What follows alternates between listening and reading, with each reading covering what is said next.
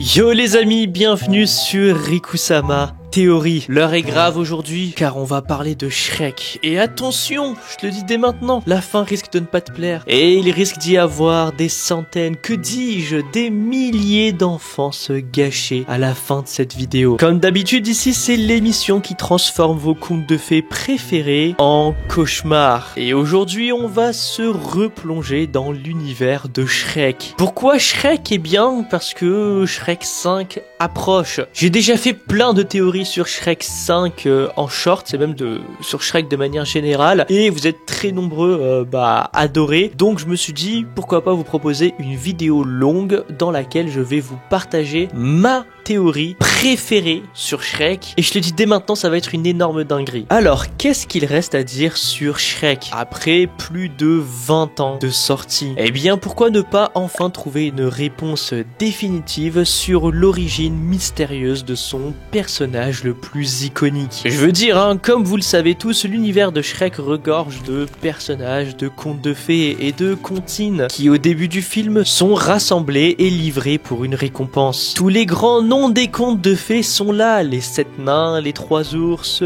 Clochette, un âne qui parle, les 3 souris aveugles. Mais attends, quoi?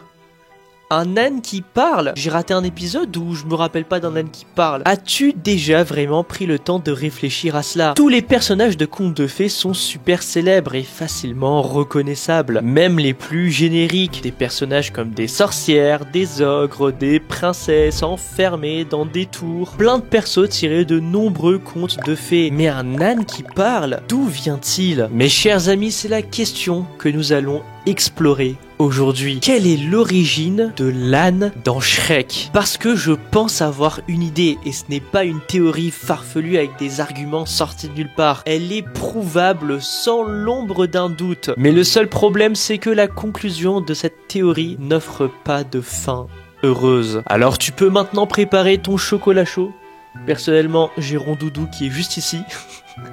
Bienvenue sur Rikusama Théorie, l'émission qui gâche votre enfance.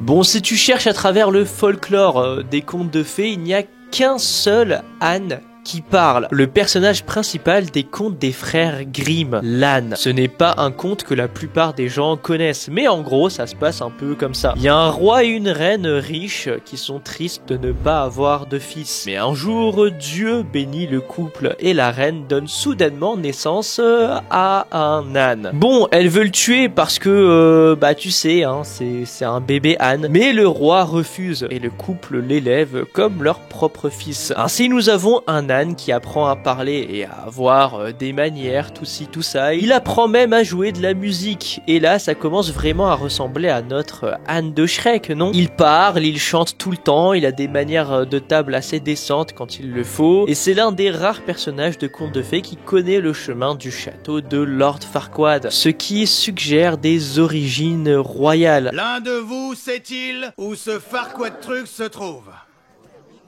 Oh, moi, je sais où il est! Est-ce que quelqu'un d'autre sait où on peut le trouver? Mais ce n'est pas tout, il y a une citation vraiment suspecte du conte qui semble confirmer cette hypothèse sur notre âne. Voici la citation. Le jeune seigneur sortit un jour se promener, perdu dans ses pensées, et arriva à un puits. Il y regarda dedans, et dans l'eau claire du miroir, il vit la forme de son âne. Et il était tellement perturbé par cela qu'il partit dans le vaste monde, emportant seulement un compagnon fidèle, un fidèle compagnon de voyage. Bon, c'est un détail particulièrement étrange à inclure dans ce conte. Pourquoi parler d'un mystérieux personnage? En utilisant le contexte, on peut clairement identifier cette personne comme quelqu'un qui aime être seul et qui est aussi à l'aise de voyager avec un âne. Cela nous dirige donc assez clairement vers quelqu'un comme Shrek, non? Et c'est absolument l'histoire de notre âne qui parle, n'est-ce pas? Eh bien, ce serait le cas si ce n'était pas le gros plot twist à la fin de l'histoire. Bon, je te raconte l'histoire, ce sera plus simple. L'âne et son compagnon arrivent dans un autre royaume et se lient d'amitié avec le roi qui marie sa fille à l'âne. Parce que tu sais,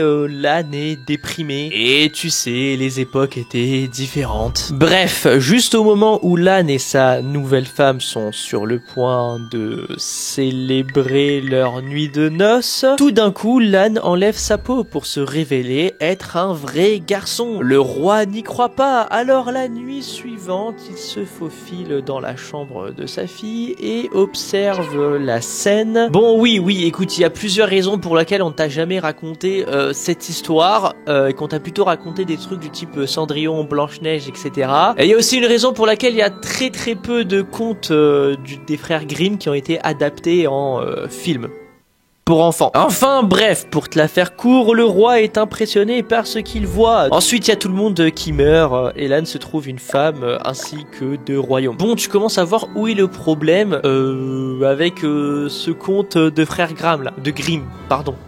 Dans le conte, l'âne, c'est pas un vrai âne en fait, c'est un homme déguisé en âne. Oui, chacun ses délires. Écoutez, que voulez-vous? Alors que l'âne de Shrek, d'un simple regard, déjà tu vois que c'est un vrai âne. Et ensuite, quand tu regardes ses gosses, voilà, ils sont plutôt ânesque, tu vois ce que je veux dire. Les descendants de l'âne et de dragon dans Shrek 3 sont toutes les preuves dont nous avons besoin pour prouver que l'âne de Shrek est 100% un âne et 0% humain. Ce sont bien les enfants de l'âne et de dragon, pas de doute là-dessus. Donc l'âne des frères Grimm, on met une grosse croix dessus et on repart à la case départ. Parce que oui, quand j'avais déjà fait cette théorie en format short, et il y a tout le monde en train de dire dans les commentaires ah mais non, c'est le conte des frères Grimm, je sais pas quoi. Donc la prochaine fois que quelqu'un te dit que l'âne qu'il y a dans Shrek c'est celui des frères Grimm, du conte des frères Grimm, voilà, tu lui enverras la vidéo, ça me fera plus de vues. Alors, on sait que l'âne est un personnage de conte de fées, sinon il serait pas dans le lot avec tous les autres personnages, et il serait pas non plus éligible à la récompense qu'on voit dans le premier film. Mais est-ce qu'il a été inventé juste pour ces films, ou pourrait-il y avoir une autre explication sur ce qui se passe vraiment ici? Eh bien, il y a quelques années, dans un post désormais supprimé sur Reddit, un utilisateur nommé Yermivi a proposé une possibilité différente. L'âne viendrait bien d'un conte de fées, en fait, bien plus populaire que celui des Grimm. Et si l'âne était l'un des garçons kidnappés de Pinocchio? Est-il possible que l'âne ait été à la base un enfant humain volé dans la rue et expédié à Pleasure Island? Ou comme tant d'autres avant lui, il aurait été transformé en âne et finalement vendu en esclavage? Bon, il faut admettre que c'est une histoire d'origine assez sombre pour un personnage principal dans une franchise tout public. Sur un ogre qui pète tout le temps. Mais cela aiderait à expliquer pourquoi dans un film rempli d'easter eggs et de célébrités issues des contes de fées les plus iconiques de l'histoire, on passerait autant de temps avec un âne qui parle. Celui du conte de Grimm ne serait pas adapté à la situation. Et l'idée ici, c'est pas juste de dire ouais bon c'est le seul âne que je connaisse, donc forcément c'est celui-là. Non, il y a vraiment plusieurs couches d'arguments. Les ogres sont comme les oignons. Ogre avoir couche comme oignon avoir couche. Tous les deux ont des couches. Bon, commençons à décortiquer ces couches. D'abord, examinons quelques détails qu'on peut apprendre sur l'histoire de l'âne à travers certaines choses qu'il dit dans les films. Il dit ceci dans Shrek 3.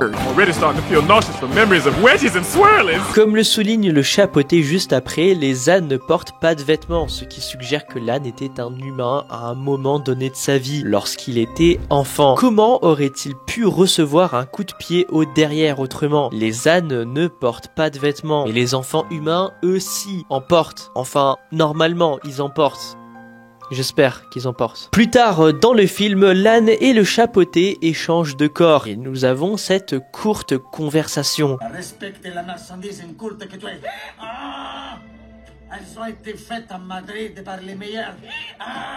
Oh, il faut que tu apprennes à le contrôler. Cela semble suggérer que l'âne a appris à parler en tant qu'âne plus tard dans sa vie. Après tout, qui se souvient de ce que ça fait que d'apprendre à parler quand on était bébé? Si l'âne était un garçon d'âge scolaire et qu'il a été transformé en âne sur l'île de Pinocchio, il se souviendrait de la difficulté d'apprendre à parler normalement après sa transformation et comment au début ses habitudes normales de parole ont été interrompues par des vraiment incontrôlables. Et devine quoi, c'est pas moi qui suis en train de spéculer sur ça, c'est clairement ce qu'on voit dans Pinocchio, en fait. Lorsque Lampwick se transforme sur l'île de Pinocchio, on y voit deux choses clés. Alors déjà, il est bien capable de continuer à parler comme un humain, malgré sa transformation complète en âne. Et son discours commence à être interrompu par des bruits d'âne. Hey, you laugh like a donkey. En fait, d'après les scènes que nous connaissons, il y a un détail supplémentaire ici. Les garçons transformés en ânes, mais capables de parler couramment, sont renvoyés à Pleasure Island pour plus de temps pour qu'ils perdent complètement cette capacité. Comment tu t'appelles? Alexandre. Tu sais encore causer? Oui, monsieur.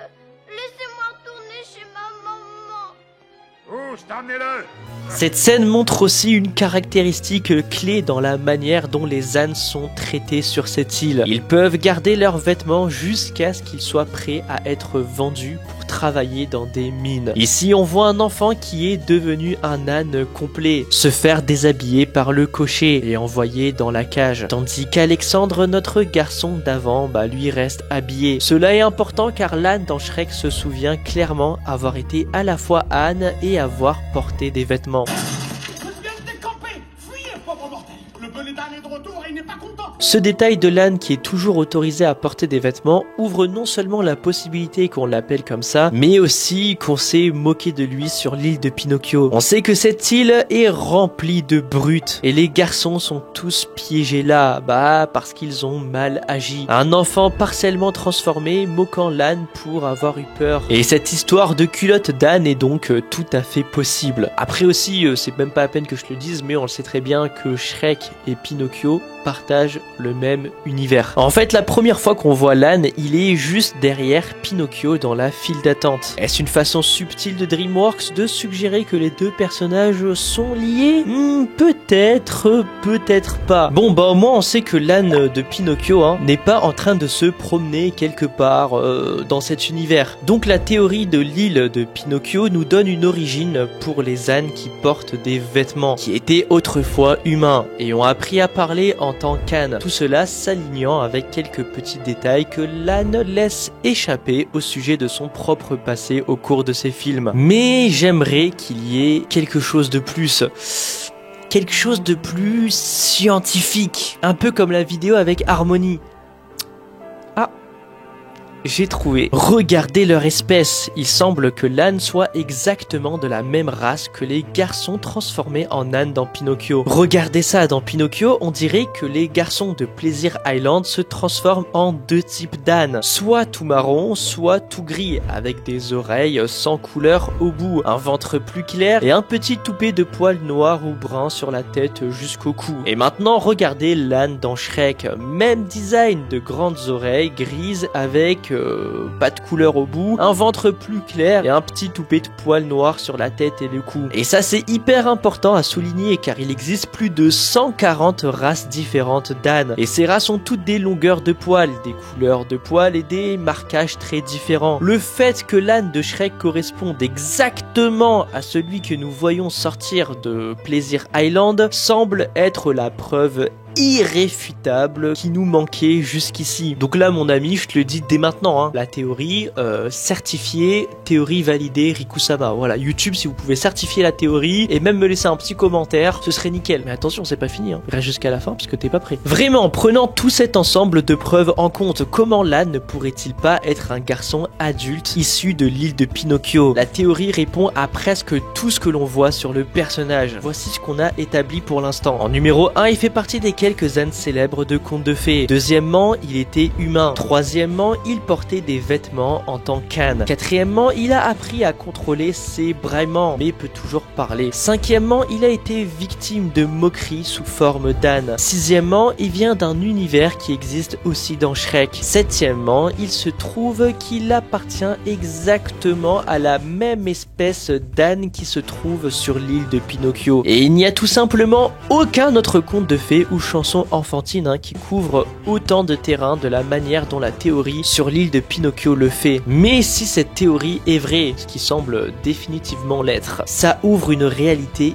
hyper sombre sur l'âne à laquelle tu n'as pas forcément pensé. C'est hyper sombre concernant l'âne, sa personnalité et ce qu'il veut garder caché de son passé. Peu après cette scène de Shrek 3 que j'ai montré plus tôt, on obtient ces répliques où il semble que l'âne avoue enfin son histoire tragique. When you are clearly not aware of the underpants. Let's just say some things are better left unsaid and leave it at that. Ce qui semblait d'abord être une blague sur les ânes portant des sous-vêtements devient, selon cette théorie, l'âne ne voulant pas aborder la manière horrible dont il est devenu un âne au départ. Certaines choses sont mieux laissées sans commentaire. Il ne veut pas parler de son traumatisme, ce qui est totalement compréhensible, jusqu'à ce que l'on considère la chronologie des événements. L'histoire de Pinocchio commence avec lui en tant que jouet sans vie. Appelons cette étape la phase 1. Puis il devient un jouet vivant, ce que nous appellerons la phase 2. La phase 3, c'est lorsqu'il devient un âne partiellement vivant pendant un moment, avant de finalement entrer dans la phase 4, où à la fin du film, il est transformé en un garçon humain adulte. Tout au long des films Shrek,